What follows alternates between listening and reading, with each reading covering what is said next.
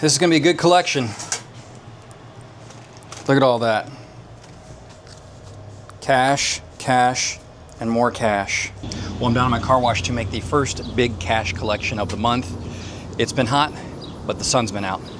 So you know what that means. We've got lots of car wash cash to collect. So let's get to it. It's been a really great start to the month. Hardly any rain, sunny. I actually was super encouraged by the fact that last month's numbers turned out so good, because it was like half a month's worth of rain and I still did $20,000 of revenue, which is freaking awesome. Which means if we don't have a ton of rain this month, I could do some killer numbers. For this collection in particular, this is the first collection of the month. It's going to be for about 8 days worth. This is my least used bay here. This is sort of off the beaten path, so it doesn't get used as much as the other ones. And if it has cash in it, it is always super promising. We might even have some two-handers this video, folks. But yeah, these hotter months don't normally do the best as far as revenue is concerned, but they're definitely not the worst. Probably January, June maybe. My first year, November and December kind of sucked, but maybe that was because I just renovated it. I'm not really sure. But then this last year, November and December had like a ton of 70-degree days. And so I was doing about $20,000, I think even $25,000 in one of those months. So it's just all very dependent on the weather.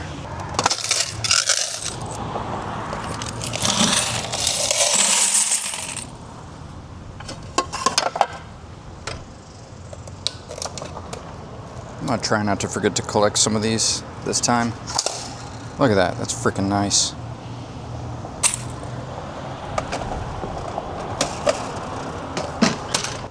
Now we already made one collection for this month, and it was only for the vacuums and vending machines, and I think we're at like 700 bucks.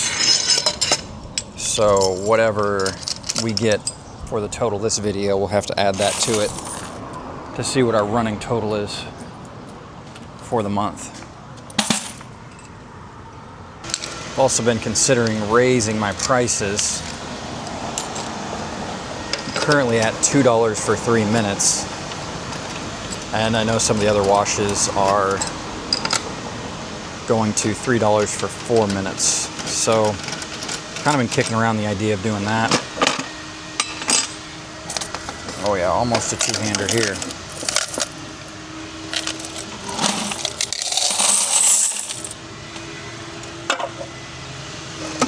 But I hadn't made any decisions quite yet. Yeah, this is looking to be a really good collection. I have to skip over this next one. I've got a customer in that bay.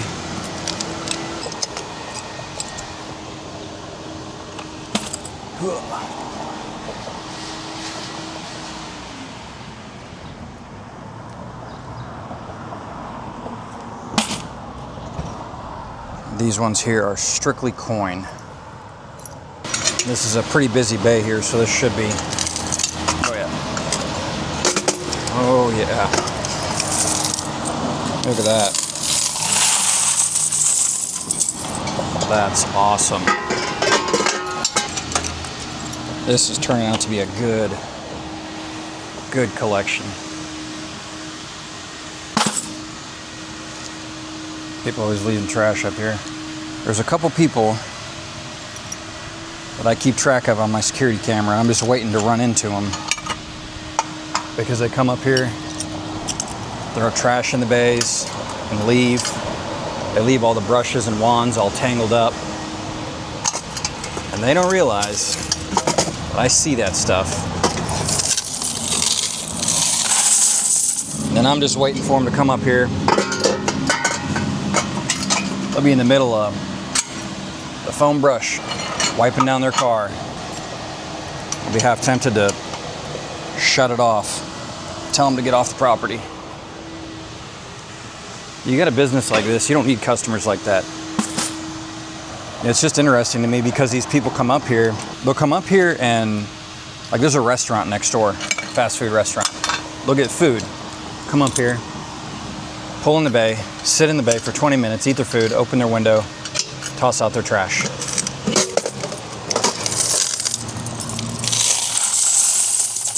Oh man, this bucket's getting full. So they toss out their trash and then they leave. They don't wash their car. They just live in the area. Then a week or two later, they come back, wash their car. Now, why would you want to come to a nice car wash, but yet every opportunity you get, you come up and trash it? It just makes no sense to me. It's like, clearly you don't want to come up to a dump, but why are you going to trash it if you want to use it? You want everything to be working. You want it to be nice. You don't want it to take your money. Just, people have no sense.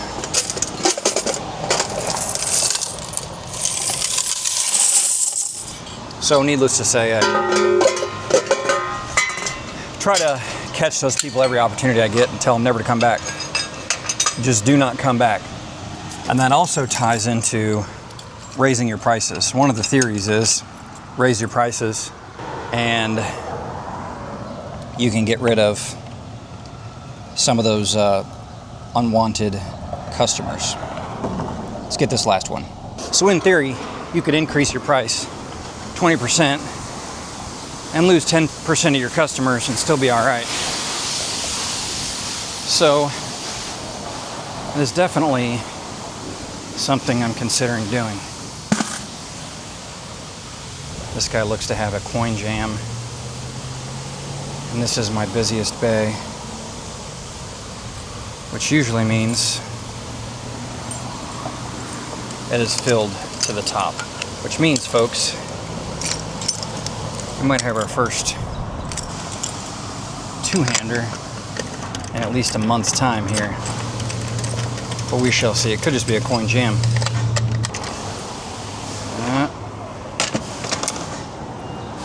Oh yeah. Two-hander. We got a two-hander. Oh yeah. Look at this. That is what I'm talking about.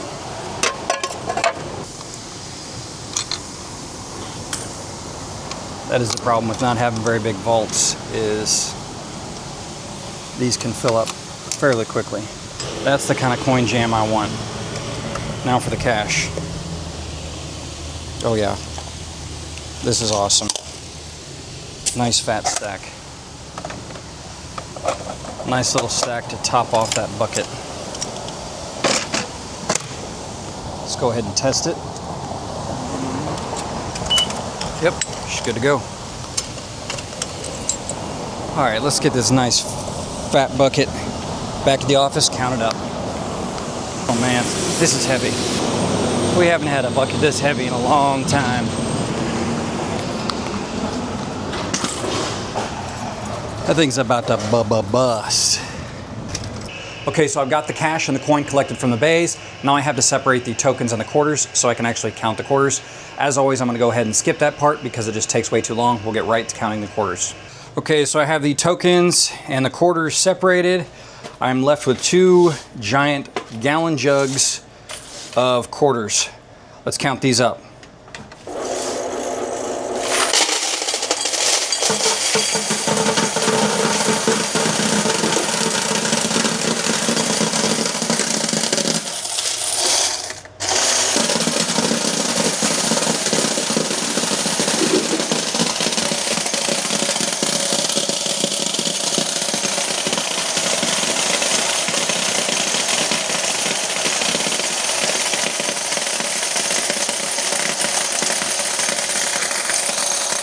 This is going to be a good one.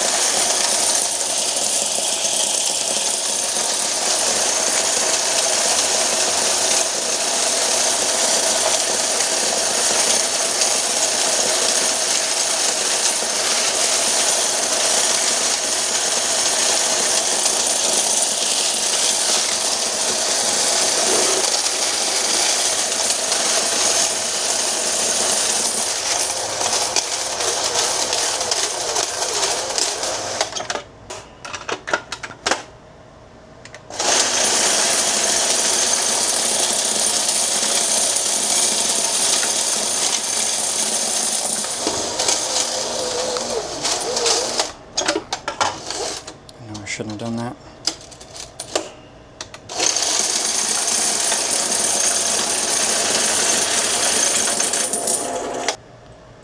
$3,567 quarters divided by 4, $891.75. This is, again, for about 8 days worth of quarters. Now we've got to get the cash from the token dispensers. Token dispenser number 1. Oh yeah. Plumb full. Can't even get this out of here. Look at that. Nice. And that's not all, folks. I had to swap this out midweek. We've got another one here. Look at this. Amazing. It's a nice little 20 right on top. Token dispenser number 2. Oh yeah. Oh yeah, this is gonna be a good collection. Look at all that. Cash, cash, and more cash. It's like Christmas every time I do this. All right, now let's get the cash from the automatic. Okay, so in case you don't already know, my automatic doesn't really do a lot of business, so not expecting a whole lot in here. Not to mention it's mainly credit. But we're gonna get it anyways. It has been getting a little bit busier with the new automatic, so that is promising. Oh yeah, that's way more than I expected. Very nice.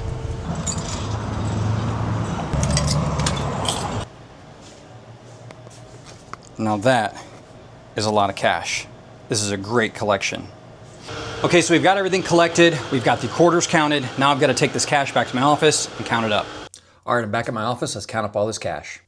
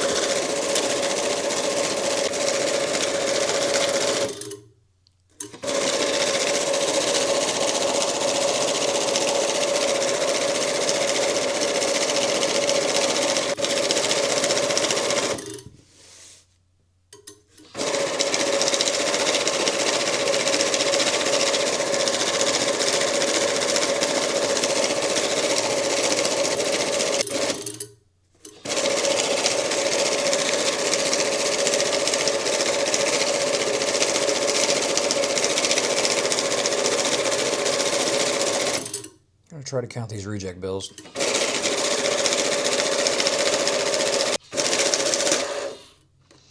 Okay, 3,074 plus 2 reject bills, $3,076.